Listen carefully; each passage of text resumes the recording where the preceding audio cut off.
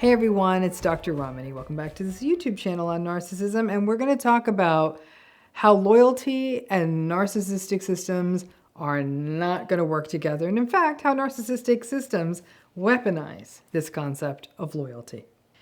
So we consider loyalty to be a good thing, right? I mean, I don't think there's anyone out there who says loyalty is bad.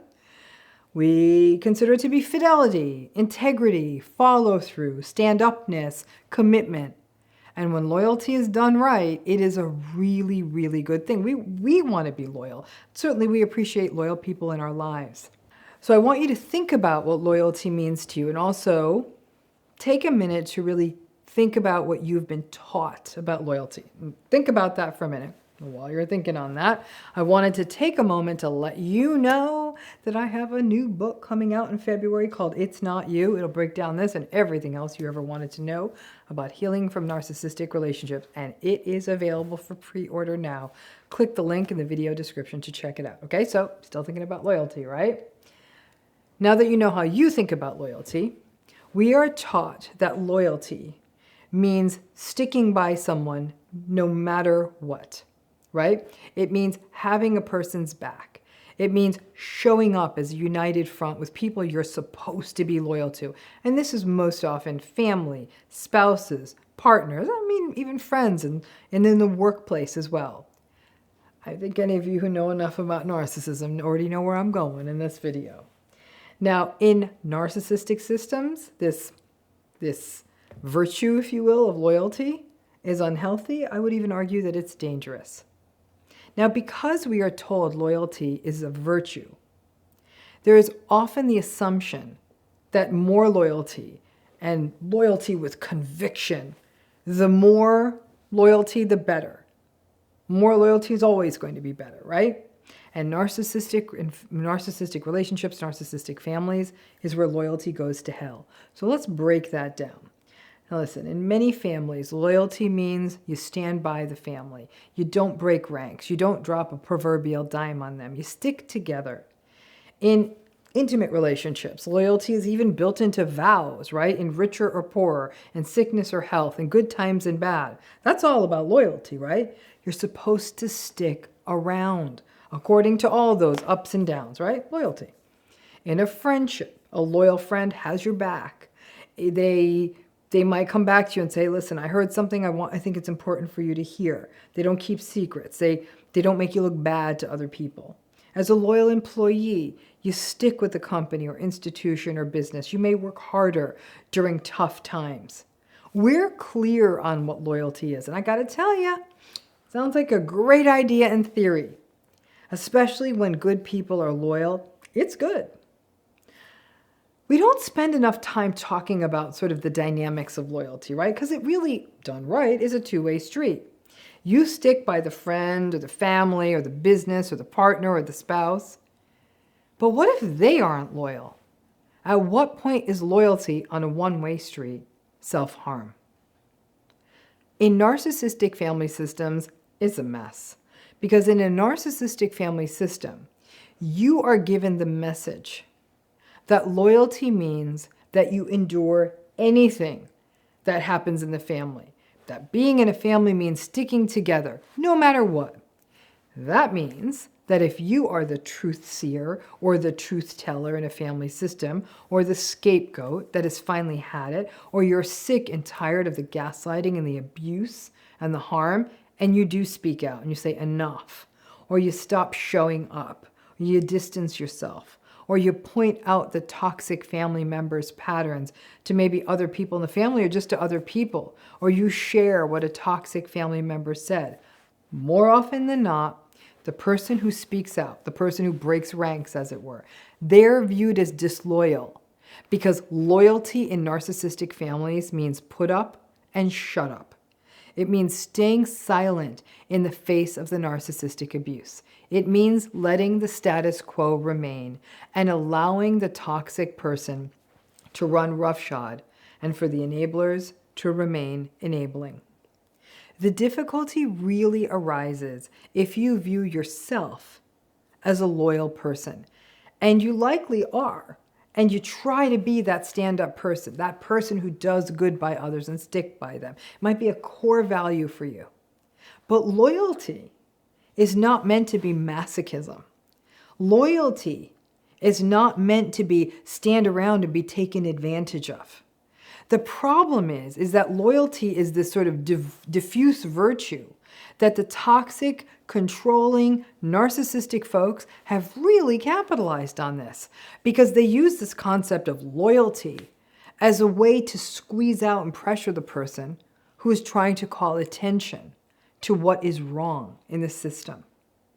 And the further issue is that if you really do, if you're one of those people who holds loyalty as a core value or a defining characteristic of yourself or emblematic of integrity, and then you do speak out, you do say, listen, this isn't okay, and then you are called out as being disloyal, you may actually find yourself internalizing their criticism and wondering if maybe you are the problem, that maybe you are actually, God forbid, disloyal. You're a problematic person.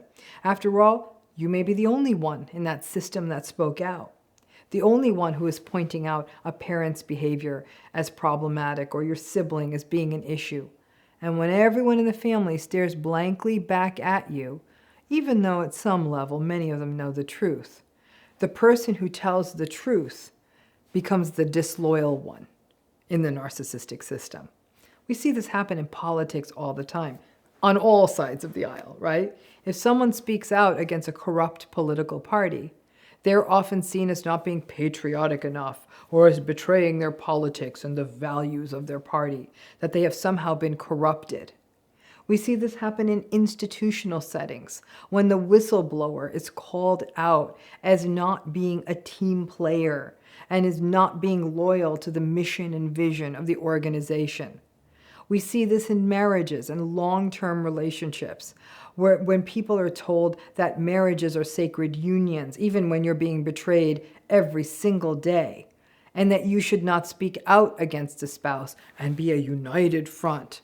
We still criticize people who speak out about what is happening in their toxic marriages publicly, as though they're disloyal for speaking about the harm they endured in a relationship. And listen, cults are some of the purest examples of narcissistic relationships, right? And they are founded and kept in place by this concept of unquestioned loyalty. That if you were a true believer, you would never speak out against the group or its founders or members. And since cults do their work through isolating people and gaslighting them, most people in these groups feel too confused or scared or alone to say something for a long time. They don't want to be disloyal to a group that they felt that they belonged to, that they may even believe saved them or changed them or gave them things that they wanted or represent something that they believe in. Many people in spiritual and religious communities have been narcissistically abused by a religious leader or group, and that they're told and basically understand that to say anything meant that you were being disloyal to a higher power. It's tough to fight that. But we keep hitting people over the head with this idea of loyalty, and we've turned it into too simplistic a value. There is no place for loyalty with someone who behaves cruelly or manipulatively or abusively or dismissively or coercively. The word loyalty does not apply in these situations. Don't give me some BS about how toxicity is subjective. It's not. Any behavior, any conduct in a relationship that leaves people scared, unseen, unheard, invalidated, dismissed, minimized, that's toxic.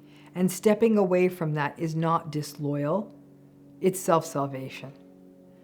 Over and over, I have had people say to me that they didn't say anything about what happened in their families of origin. And this would be about anything ranging from repeated and violent abuse in all forms to emotional abuse to lies and betrayals that ran through the family. Narcissism flourishes when silence is reinforced. And folks in these families internalized the message that to speak out, to say anything, would be disloyal, and that family matters are private matters. And did you want to hurt everyone by talking badly about the family? Organizations of all kinds, from families to companies to governments to cults, always weaponize loyalty. They take what is often held up as a top-shelf virtue and use it to imprison the people being harmed by the perpetrations of these systems. I actually don't think we ever really talk about circumspect loyalty. We treat it as a black or white thing. You're either loyal or you're not. But loyalty, like respect, is something that should be earned. And that to be loyal to an abuser, that's not loyalty, it's fear. It's coercion, it's trauma bonding, but it's sure as hell not loyalty. Loyalty has to be a two-way street, engaged in by a person towards another person, group, or institution that has earned it and shows its loyalty back through how it treats the person within it. Listen, we live in a world where the narcissistic folks have taken this idea of loyalty and turned it into a tool of subjugation. And in that world, being disloyal, interestingly, may be the only way of saving yourself and ultimately being loyal to yourself and to the folks in your life who may actually be reciprocating and responsible recipients of that loyalty. So when you hear people talking about loyalty, and every narcissistic group does this, they're like, you're speaking out, you're not being very loyal, because they know more often than not that will shut down the dissenters. Thanks again.